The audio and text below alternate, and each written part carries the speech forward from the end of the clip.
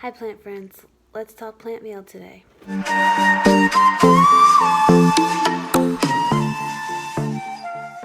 Hi, welcome back to my channel. I am Marina from Millennial Planter, and today I just wanted to do just like a quick little video on sending plants in the mail and swapping them with other planty friends. So I am going to be swapping a cutting of this Scindapsus pictus exotica for a Scindapsus pictus silver satin. I don't know. I'll insert a picture of it, and then I'll also be opening it up later in this video. So if you see me in different clothes, it's because it's going to be on the day that I got it. So I'm really excited. I know of 4 different varieties of the Scindapsus, and I currently have 2. I saw one of my friends on Instagram had posted that she got a Scindapsus pictus of a different one, and it's apparently called silver satin according to Gabriella's Plants, and it kind of looks like the Argyrius one, but the patterning is different. So it's a really nice plant, and I'm really excited for it. And I messaged her, and I told her, you know, hey, would you want to do a plant swap? I have an exotica I could swap with you, because I saw on her profile that she only had the Argyrius, and I said, you know, no obligations, you know, it's perfectly okay if you want to say no. I'm not going to be mad. And she accepted and is going to do the swap with me.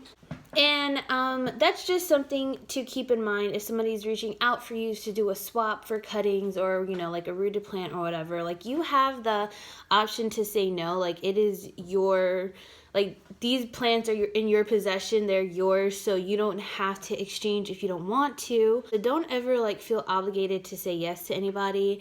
And then at the same time, if you're asking somebody to do a swap or for cuttings, you know, like, just be polite about it.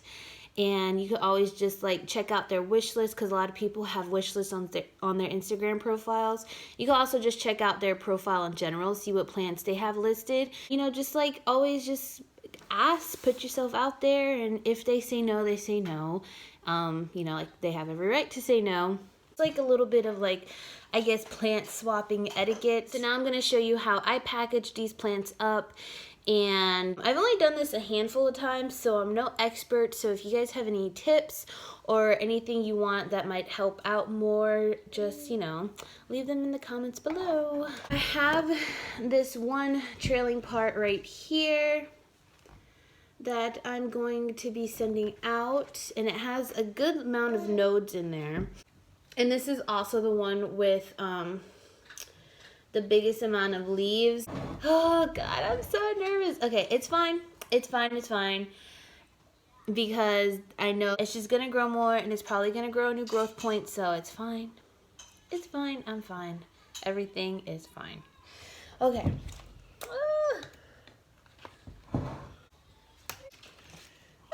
Okay, there we go.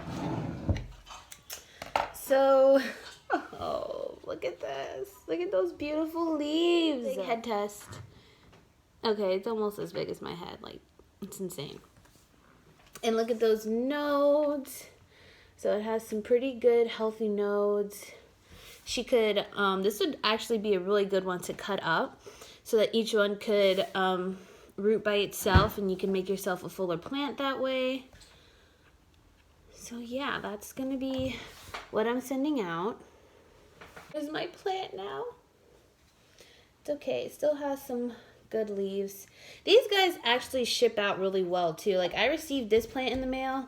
They're bare rooted, and it had like a couple damaged leaves you could see, but it recuperated really well. It didn't. I am reusing this box from the mail place, from the post office, and I actually found this at Walmart. I don't remember how much, but it was less than $5, so super affordable. And inside I have some kind of like, it's kind of like tissue wrapping, like you use for gifts. I received this from a plant friend in my previous plant swap.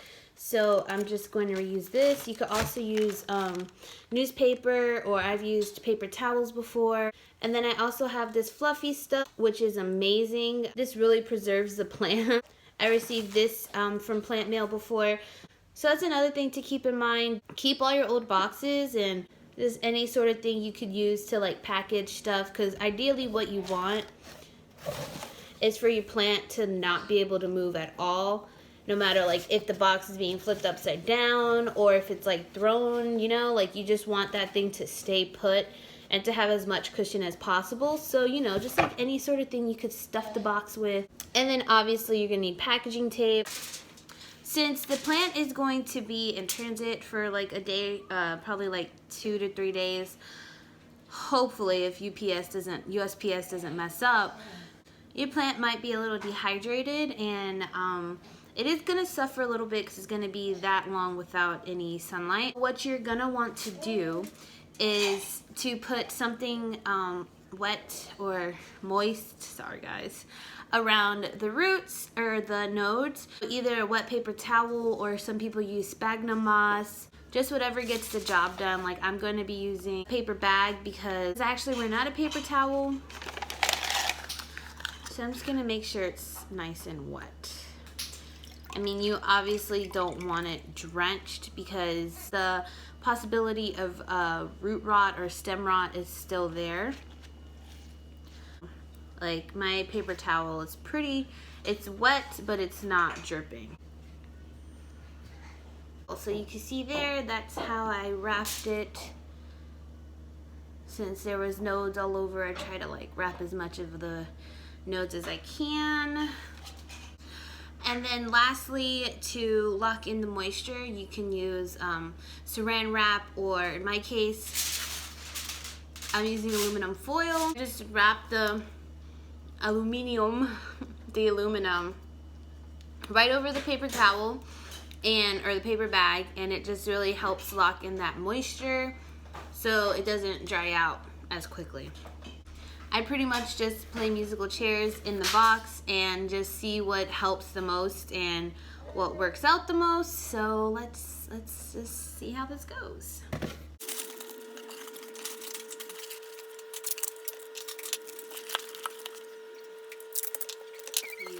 But that's it all taped down. And if I were to like shake the box,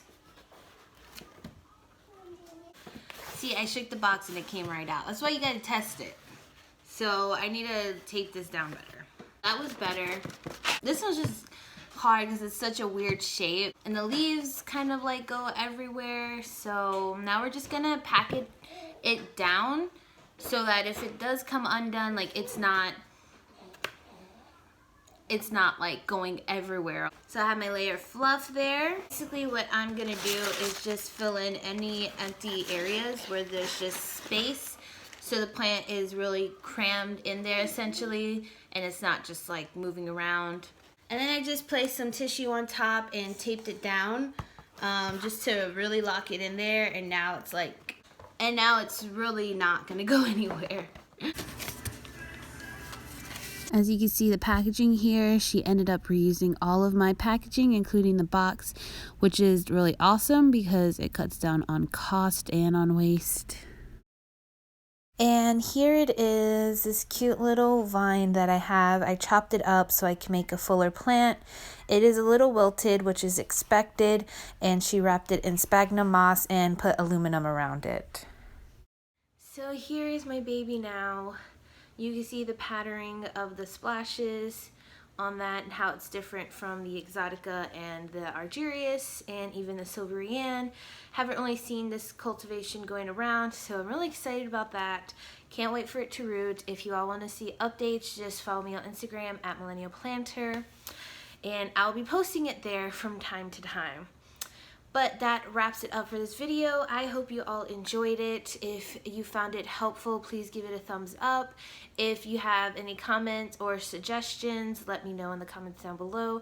And don't forget to subscribe. It really helps my channel out, and I want to thank you all for the love and support that I've gotten already. And I'm very thankful for you all. So yeah, I will see you all in the next video, and Have a wonderful day.